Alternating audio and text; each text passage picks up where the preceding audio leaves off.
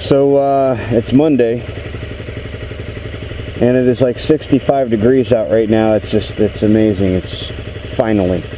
This is spring weather. This is what it's supposed to be like. And yeah, this is officially a spring day. Today is day 7 since I got the new ride, and I got to tell you, I mean, I really can't say enough good about this bike. I don't even know where to start. I'd actually like to talk about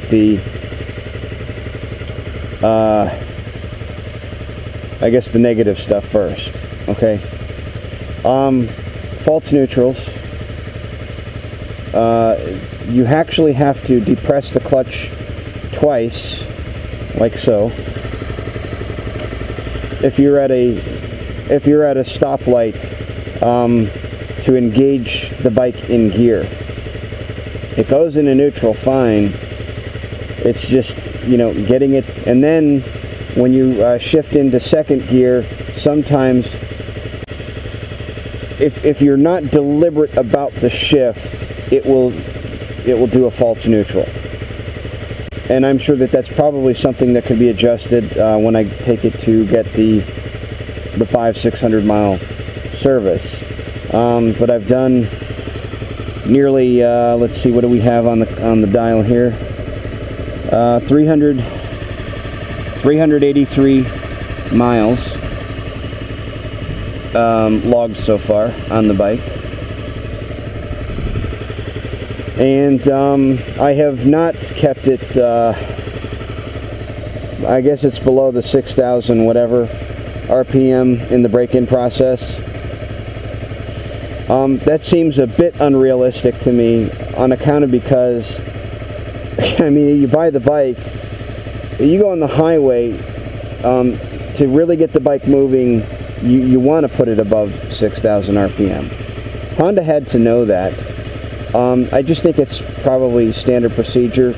However, having said that, I make sure that this is just me. I don't know how you guys do your bikes, but always start the bike and let it run for anywhere from like 5 to 10 minutes, just to let it run, and so that it gets settled in and all the fluids start flowing, and everything gets up to temperature and stuff like that. If you start riding the bike after you first started, the temperature rises very quickly, and that actually can cause stress, particularly on a new bike.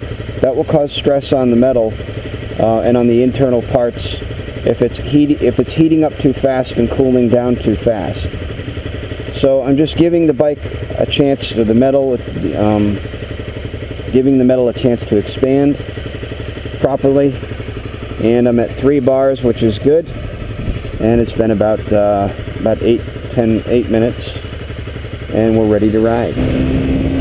Okay, obviously when you're starting off, you're probably not, you want to get used to your bike, you want to get used to the speed, you want to get used to the handling, and this kind of helps you to explore what the bike is doing and how it feels and how it's going to perform in corners, braking, accelerating, and so on. Now obviously if you're going to ride at a brisk pace such as this, you want to know the road, of course, and you want to explore all the nuances of the terrain. Now, having traveled this road many times, I can tell you that relatively used, like coming up here, you'll see some patchy stuff, rough ride, coming back to the left, switching on through, and it's a downhill with a snap to the left and back to the right. I'll track over the line just a little bit to straighten out the curve.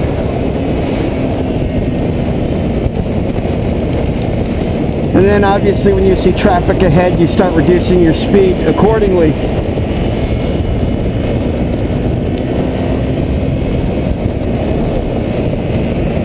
We also want to keep in mind, like, generally speaking, finding a proper following distance behind other vehicle so that you can see all of the space between you and the vehicle that you're riding behind.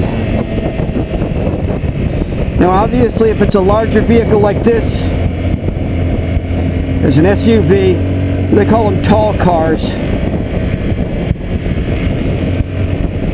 You'll have a little bit, if the closer you get, the more difficult it will be to see around the car, or the truck, or the SUV, or whatever. But you roll back off the throttle and search in front of the vehicle that you're following.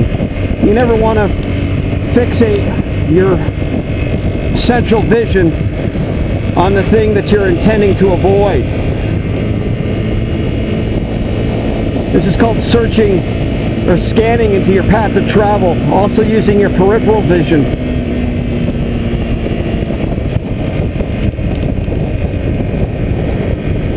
Now you'll notice that I also use my brights when I'm riding all the time, and particularly because it's still relatively early in the year,